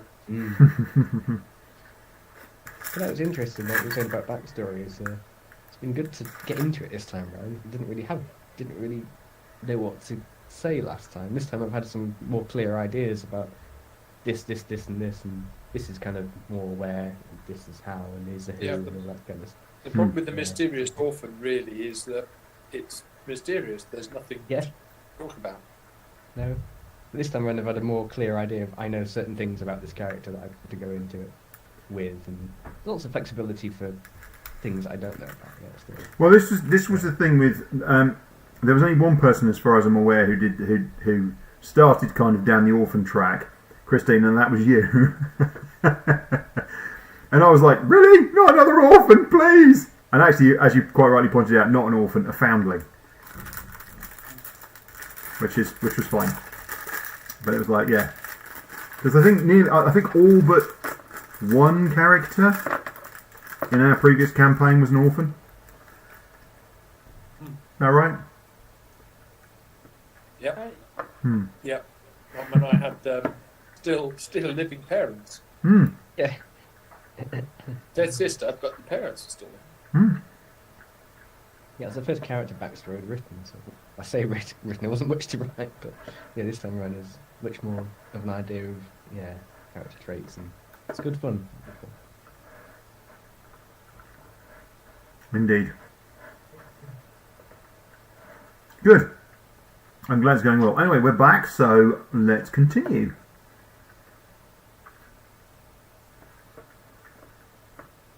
What do you want to do then, folks? You want to carry on your route out into deep space? Or do you want to... Well, if we're approaching Oot, can we use that to basically. You're not approaching Oot.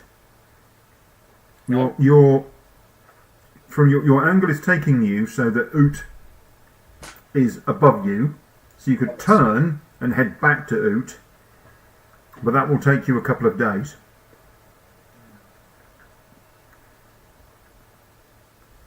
Might be worth doing.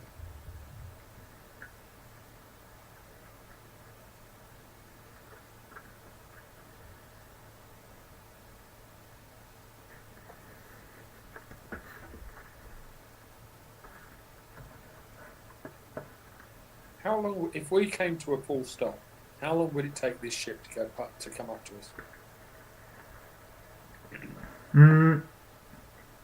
So How far it would back take are it minutes, a few minutes to get within a mile of you, at which point it would we? slow down. So not long at all then. Not if you came to a dead stop, no. Okay. So I mean, if we went to half speed, then presumably it would be, I don't know, an hour or so. You've been flying at maximum speed. Yeah. Okay? And when you're cruising through space, spelljamming ships travel at 100 million miles in 24 hours. Okay.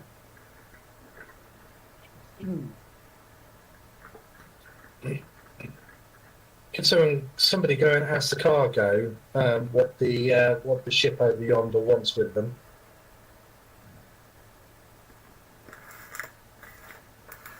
Yep, I can go down. I can go down and ask them. In Right. terms of speed, how fast is this relative to other ships? Our ship relative to others? So, in space, your ship is as fast as any other ship. They're all All the same. the same. When you are flying, when you are within 1 mile of something weighing a ton or more, such as another ship or, some kind of giant space-dwelling creature, a planetoid, you slow to your flying speed. And the Wasp ship's flying speed is 50 feet around, which is 5.5 miles an hour, which isn't very fast.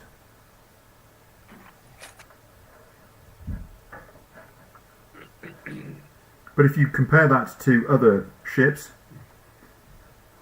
for example, a bombard has a speed of 4 miles an hour. A damselfly ship has a speed of 8 miles an hour, so it's quite fast. A living ship has a speed of 4.5 miles an hour, and so forth. Okay. Want me to go So and have a if all word ship- with them? So if all, sorry, what was that? Okay. I was going to say, if all ships are the same speed, it means you can't run down another ship. So the best viable tactic, if you want to stop a ship, is to get something in its way, get it to within a mile, at which point everything slows down to a crawl, basically, relatively speaking. Yep. That would generally be the tactic. So yeah, I think there's an ambush up ahead.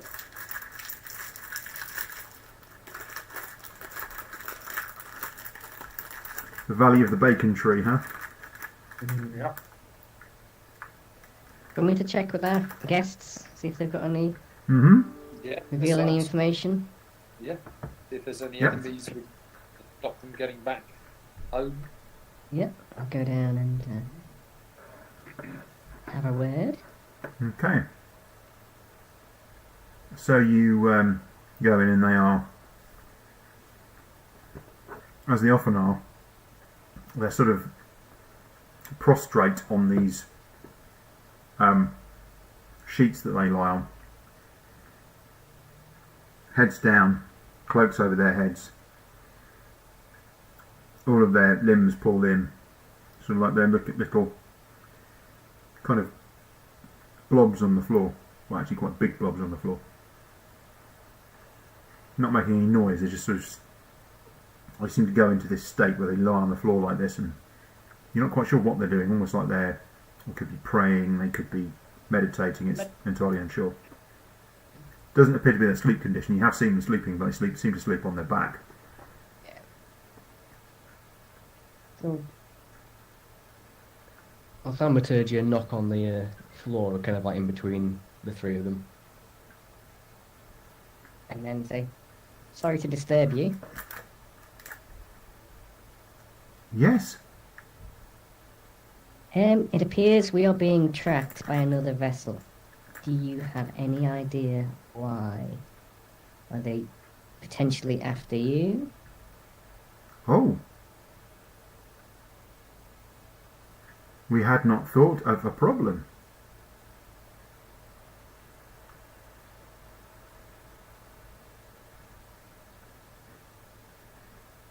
We thought travel would be safe. You will keep us safe? We will try, but the more information we have, the better we can do. Hmm. If you've got anybody who might want to bring you harm, that will help us help keep you safe.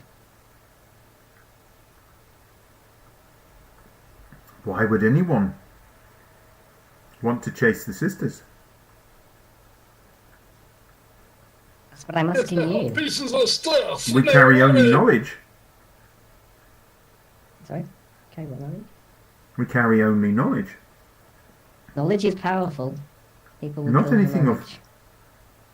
Not things of big value. We have gold to pay. Look, we show you. We've got a It may little not be lockbox and open it up, thereafter. and there's you can see there's a reasonable pile of gold in there. There's probably about 400 gold pieces in this lockbox. Well, it may We not close be it, you lock it, and thereafter. put it back in For the that, thing. I'll dispatch it myself. It may not be you that they're after, but it seems a bit... But coincidence that we've tracked since we left. Or Hmm.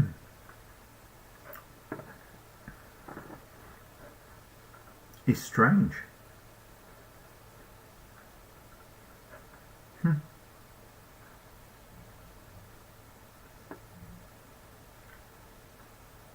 Can I tell if there's any...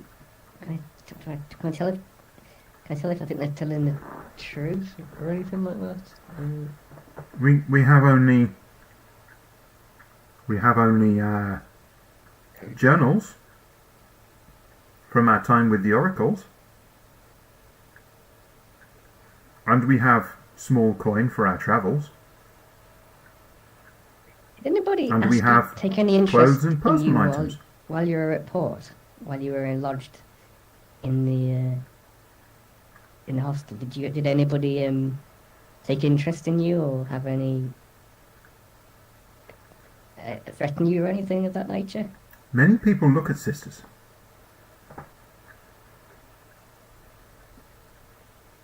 Sisters not like other Thrycreen. We from Zatkata. Desert folk. Big. Other Thrycreen small.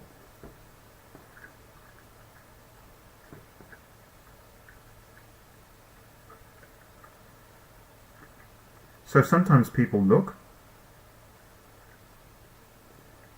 but Not enough reason Nothing to chase you through space, though, is it? no. It's strange.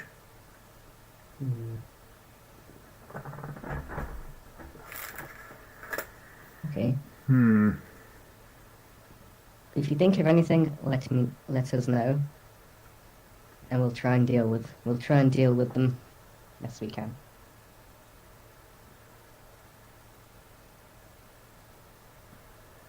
And then she bows. Okay. Have you gone back onto your old course? Are you staying on this new course, which is effectively Okay. slightly shallower, or are you I'll go turning? and tell the others. Yeah. What I've learnt or not learnt. Okay. Didn't So seem to know anything. My So obviously- vote is we close with the ship. you So we can mentioned get a little bit of idea. where they've Sorry. been. Yes, in journalism.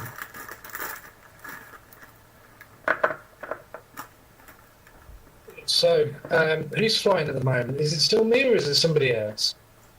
I think it's still you at this point, isn't it? Okay, so I go. Varro's right. Trap ahead. Let's take out the ship and engage the ship that's to our rear, and then we can avoid trap ahead. So, All for it. question. Mm-hmm. So, the area around the fort we just were was a protected area. Are we outside that area or are we still inside the protected area? Oh, well out of it. We're well out of it. So, Mm. You no, are days that's- into space. Yeah. Okay. I'm happy to go with the majority if everyone thinks we think that. Let's turn and check it out. Timora Preserve. I hit upstairs. We can see that one. We don't know if, like you say, if there's something up ahead. Who combatants would be worse. That's my thought.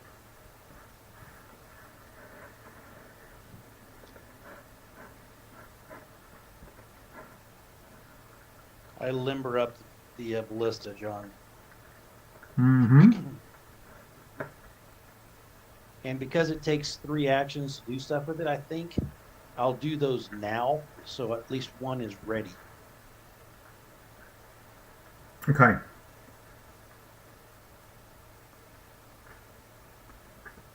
So you yeah, I mean basically the reason it takes 3 actions is because you normally have a crew of 3, which so you can fire every round. Yeah? But in your case you just basically load it, set it and get it ready, and you're aiming it and you're ready to fire it when they come into range.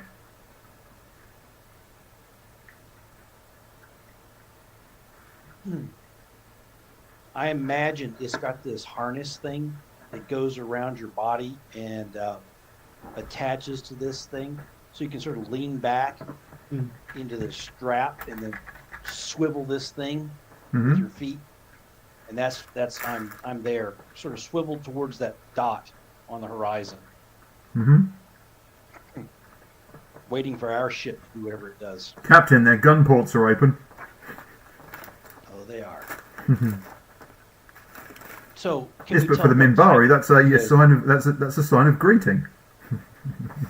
Yeah. So, I mean, we can tell what type of ship it is. Then, if we can see the gun ports, we should be able to tell what type of ship. No, that was no, it was Oh, okay. Yeah, Got it. no, it's still too far away at this point. Fair enough. Okay, so Shiguris, you're going to just literally turn and come straight at them, yeah? That's what Nelson would do. Rob? Close to knife range. That was Nelson's tactics.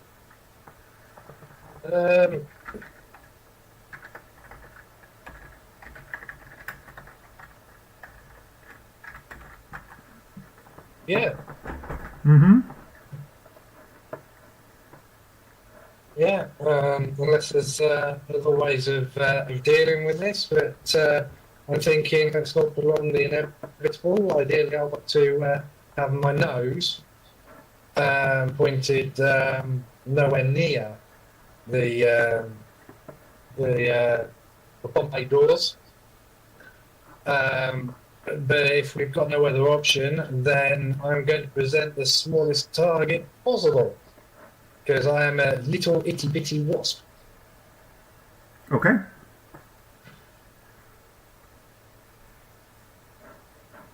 Alrighty.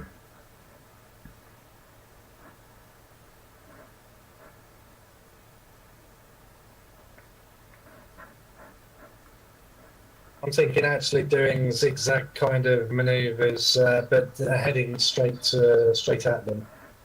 Mm-hmm. All right. So what you do is you turn, and you start heading Yes, towards we them, turn. and you're covering Yes. that distance that you're getting close to them. Literally within seconds, you're closing on them at high speed, and Yes. they spot this, and they make a very high speed turn, much as you did. I mean, you're all hanging on as the ship turns because it is violent.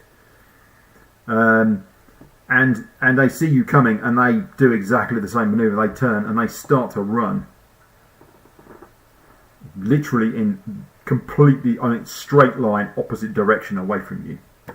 You've closed to within about 15 miles, maybe even 10. You can see them much more clearly now. So this looks the ship in the distance looks well, it looks strange. It looks like no ship that you've ever seen before. Let me just.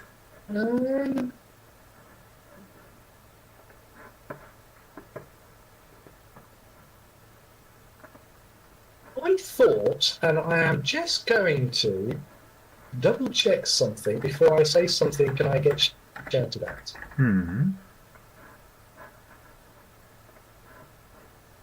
I get shouted at, but okay.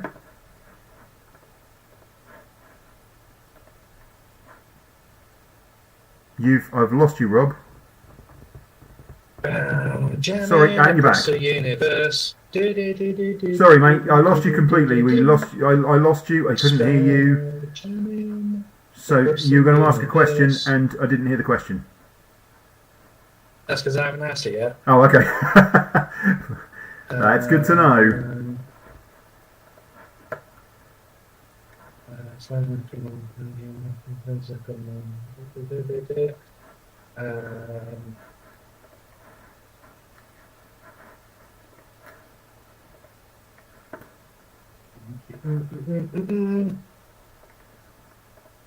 That's about perception.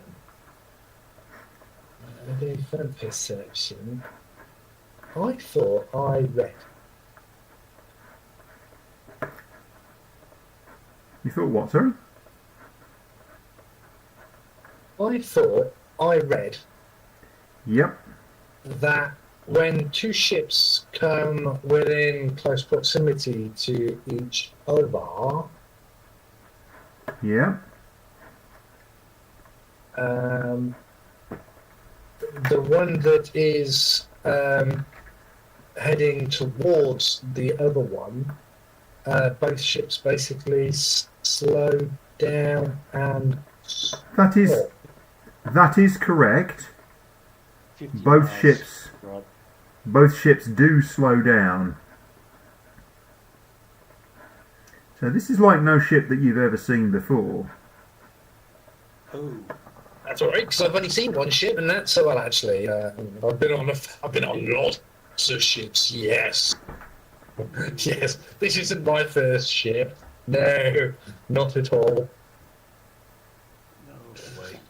You notice it's giving off this in that vapor case, clouds and I has shout out, guys, they're running. Do we turn or do we give chase, or? So this ship here that we're looking at, how bigger than ours? No, not much bigger. I mean, slightly, but not much. Very, very similar size, in fact. Well, they deserve to go down. Look at all the pollution that they're putting out. Quite compact. Right. So, and are we? So presumably, if we're all running at the same speed, we're not gaining on them. They're basically No. They're about 10, 12. They're about 12 miles away from you, and they are running. They're basically running directly away from you. Yeah. So they've basically turned. They've turned through 180 degrees, which is what you did. You just turned 180 degrees and went after them, and they've done exactly the same thing, and they are now running. Okay. which is Pursue. good. Pursue. Well, no, because if we pursue them, it's what was it they say? We're never going to catch them. Pace. Basically, Yeah. it means that we're never going to catch them. 'Cause Mhm. we're both going the Unless same- we're faster. Well, we're not faster. That's the problem. Are we As not? John says, all vessels go the same speed. So in Wildspace, once you're in space, all vessels travel at the same speed. So if you're interested in having a look at this, it's chapter 2 of Yep. Spelljammer, and it is how spelljamming works. Yep, but if we're in the same gravity, the cross gravity plane, But you're not Then at the moment. oh, we're not. You're not. Okay. You're out in Wildspace Okay. at the moment. Okay. If you were that's both fine. in the same gravity plane, then it would be which ship of the two was faster. And you know that your Wasp is fast, but it's not the fastest ship that you can get. There is. I'm trying to think. I think the Damselfly is probably amongst the fastest. That's also made of metal.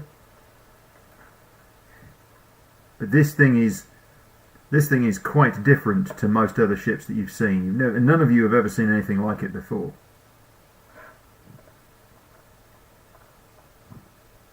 Okay, I start to slow down, Okay. and then I'm going to turn about, I'm going to draw No. this. I'm gonna draw and then I'm going to speed up Okay. back to full speed. So you slow down and you let them get. Basically they start disappearing off into the distance, and you let them get out. I mean, they're disappearing, so you can't see them. They're far enough away, really. And then what you do is you perform a maneuver around, and you turn. But I cut it off short because what I'm going to do is I'm going to put us back on the original trajectory, Yep. and then I'm just going to shoot forward, max speed, Mhm.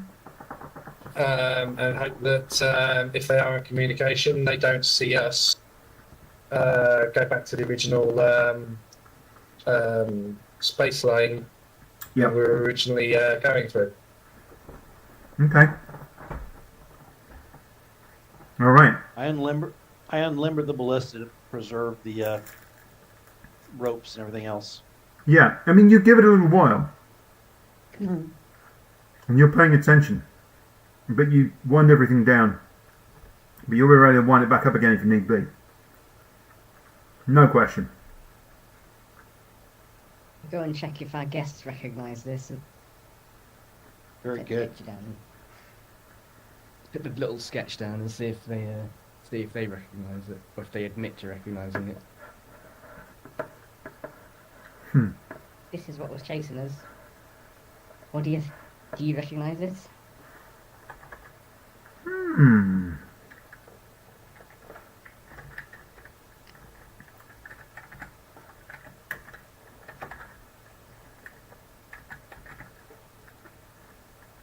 Wasn't a no.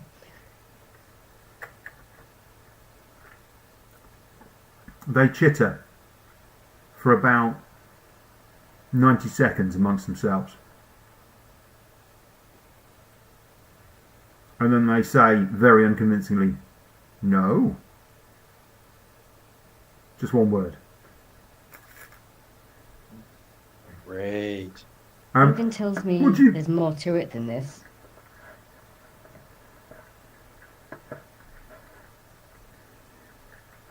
Would you? Right. Would you like to make an insight check? See how many times I'm going to have to say those words.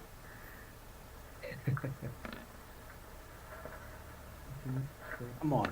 There's. It's not bad.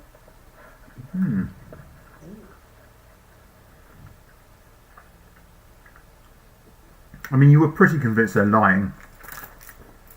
Anyway, simply from their manner. Yeah. But as you stand and watch their body language,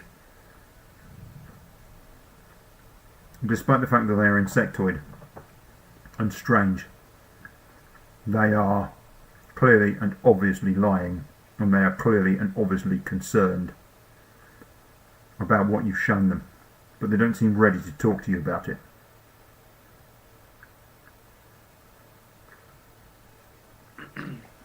I'll try and persuade them otherwise.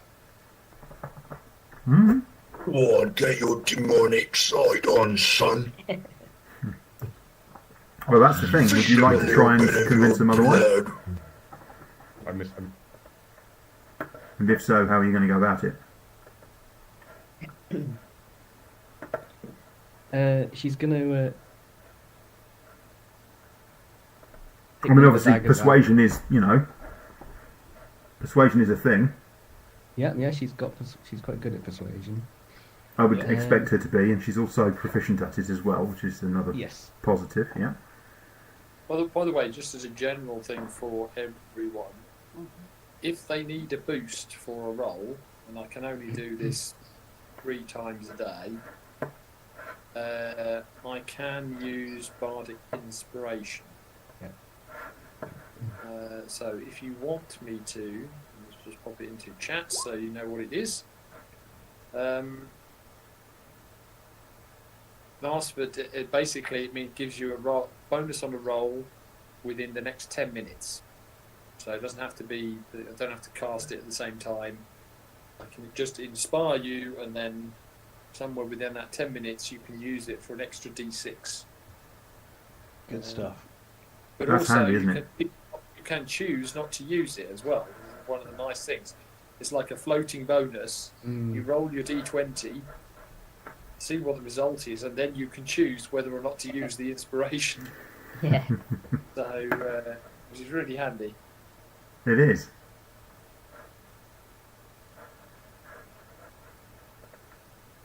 Are you sure? I've been in many discussions and negotiations. We can't help you if you don't help us. Want to help you? Paid for travel, paid for passage, paid for a protection. We can't do that if we don't know what's going on. Clearly know more. We want to be in a position to help you and us. We don't know information. If we don't know, you can't, telling us at the last minute isn't. And she takes one of the daggers out and puts it on her trunk in the other side of her room and walks back. So, would you like to try again? So you're not intimidating them, are you? You're persuading them, right? Kind of, persuade them. Let's have a persuasion check then.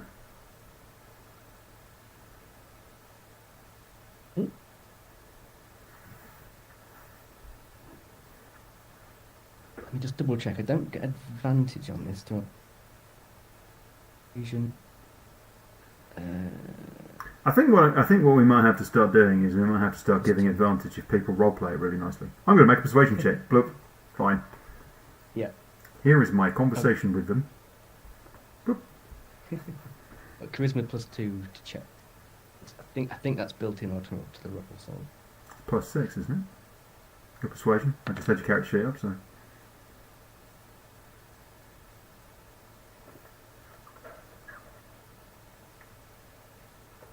that went well.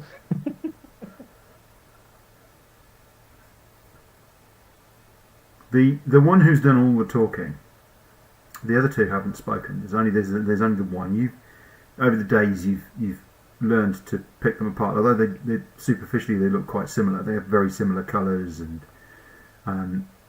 they actually you can see that it would be a bit of a pain in the butt fighting these guys in a desert, because if they weren't wearing the clothing that they've got on, unlike a lot of Thrycreen who are all sorts of different colours, vary widely, these guys have got a kind of sandy, almost camouflage look to their carapace and to their limbs, and you can see that crouching in the desert with no gear, you'd lose sight of them very easily. I've got nightmares about that. And the one that's Yeah. done all the talking Great. just leans down right close to you again. Right close. And this almost comes through almost as a whisper via their telepathic communication. Scared. Just one word. Scared.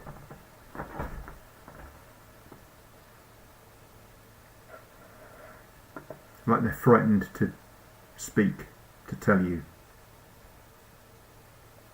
I will go back to the others and They didn't want to tell me. I think they've got an idea of what it is, and they're terrified. So cut a toe off and ask them if they want to tell us. And keep cutting toes off and work your way up.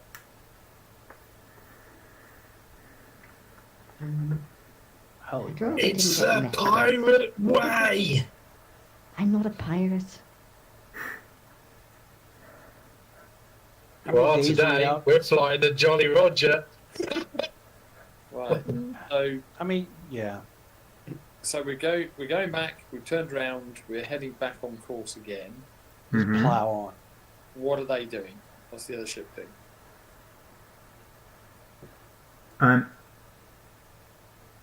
The manoeuvres that you've made have put them far enough away that you actually can't see them. But the good news about that is you guys are really good looking and good at looking. I say good looking. I was going to say. Y'all are real ugly. Nice of you to say so. Actually, some of you are actually quite attractive. And one of you we're not sure about because they're always wearing masks. I'm in disguise. But you're all very, very good at spotting things, and Lovelore has been up on deck, and he has been watching out into space. And all of you have been paying a lot of attention, and you've not seen them, and you think either they carried on running in the direction, or they carried on running the other direction long enough to not realise what you were doing, which is a turn, and they've now lost you. So you've shaken them. The big question is whether there might be something ahead of you or not on this route. Okay. Well, I'd say what we need to do is we need to vary our course. So if we vary our course by, 10 degrees or something, Mm-hmm. I mean, given how many million miles you travel Yeah. in a day, makes for a vast difference It does. in You don't have to. location. You don't have to change that much. Yeah. So I'd say we make a slight course correction in a random direction, and keep going. And yeah, as long as we have lost touch with them, hopefully we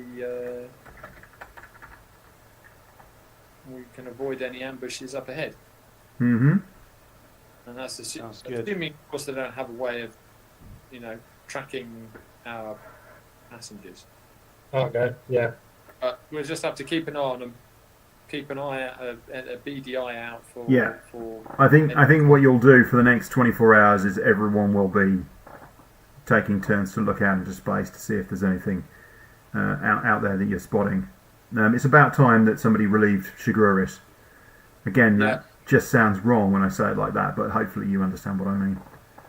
I know It's time somebody took a swap because he's done his 12 hours. They've done their 12 hours. Yeah, there's a bucket with their name on.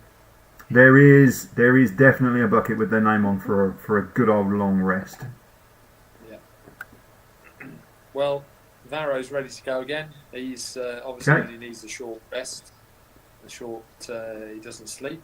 Yeah. So, yeah, So- a short meditation. So Ready to obviously go you know where the sisters went, and you know what they were up to. So, or you Yes, don't know obviously what they're up to, but you certainly know where they've been. So they went to visit the oracles. Yes.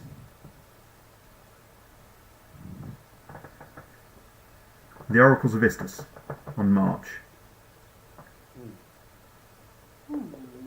Have I heard anything about that while I was there, John? Oracles of Istus, was it? ISTUS? ISTUS, yeah, the Oracles of Istus, yes.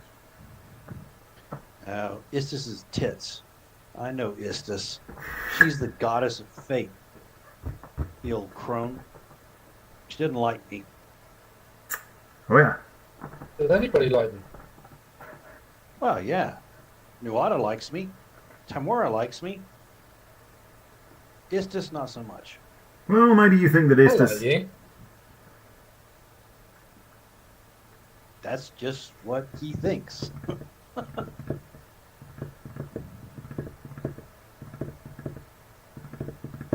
He thinks he's lucky, thinks he's good at war, but he thinks his fate is bad. Despite the fact that he's still in one piece. Yep. Great warrior. It is not wars that make you great. I hear It's your you. appendage between your legs. I mean, the axe that you wield. No, I must hear this.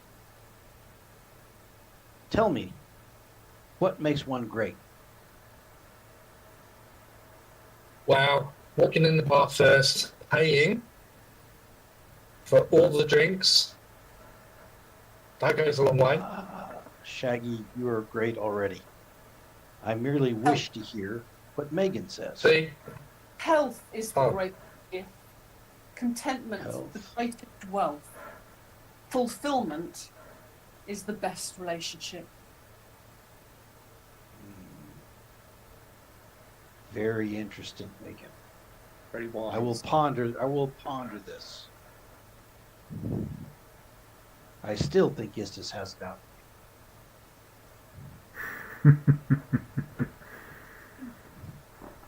So...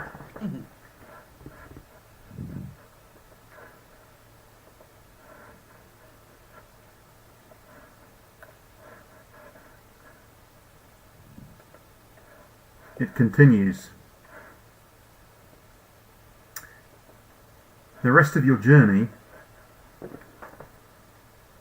for the next 22 days is spent with all of you tense. All of you paying particular attention. Everyone sleeps effectively in short shifts because whilst one of you is asleep, one of you is piloting, there's always at least two of you up top, one of you with the pilot, and so you're always looking out into space. You get out your spy glasses, there's a couple of them on board, and you scan space constantly. And actually what should have been a fairly relaxed and gentle journey actually turns into a period of quite high tension for all of you. But eventually, a few days out, the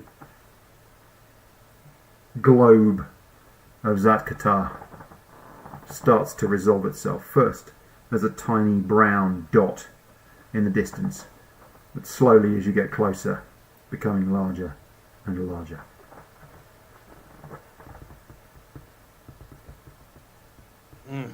Landfall.